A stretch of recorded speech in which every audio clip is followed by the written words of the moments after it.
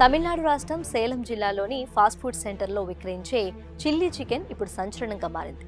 ఆ జిల్లాలోని అటవీ ప్రాంతంలో తుపాకులతో వేటాడి హోటళ్లకు మాంసాన్ని సప్లై చేసే ఓ ఇద్దరు వ్యక్తుల్ని అటవీ అధికారులు అరెస్ట్ చేశారు.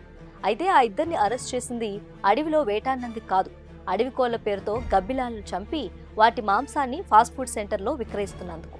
ఈ విషయం బయటకు రావడంతో అప్పటి వరకు టేస్ట్ బాగుందని ప్లేట్లకు ప్లేట్లు చిల్లీ చికెన్ అనబడే ఐటెంని లాగించిన జనాలు ఇప్పుడు ఒక్కసారిగా షాక్కు గురవుతున్నారు. తిన్న మాంసమేంటో తెలియక ఆసుపత్రులకు పరుగులు పెడుతున్నారు.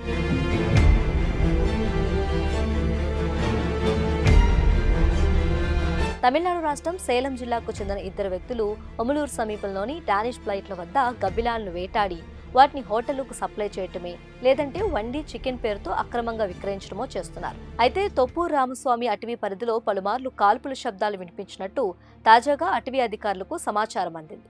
దాంతో ఫారెస్ట్ రేంజర్ విమల్ కుమార్ నేతృత్వంలోని ఒక బృందం ఎంక్వైరీ చేపట్టింది. ఇద్దరు వ్యక్తులు అటవీ ప్రాంతంలో పండ్లు తినే గబ్బిలాలను వేటాడి వాటిని వండి చికెన్లా విక్రయిస్తున్నట్లు ఆ ఎంక్వైరీలో తేలింది.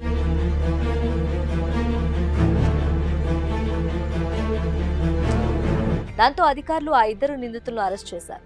నిందితులు ఇద్దరిలో ఒకరి పేరు కమల్, మరొకరి పేరు సెల్వం అని గుర్తించారు.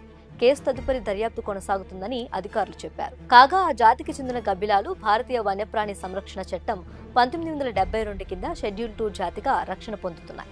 వీటిని వేటాడడం లేదా అమ్మడం పూర్తిగా చట్టవిరుద్ధం. ఈ నేరానికి గరిష్టంగా 7 ఏళ్లు జైలు శిక్ష, జరిమానా విధించవచ్చు.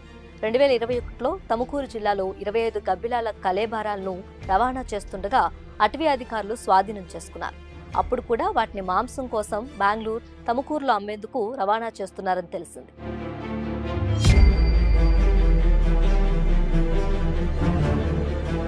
ఈ గబ్బిలాల వేట వల్ల పర్యావరణ సమతుల్యత దెబ్బతింటుందని నిపుణులు హెచ్చరిస్తున్నారు.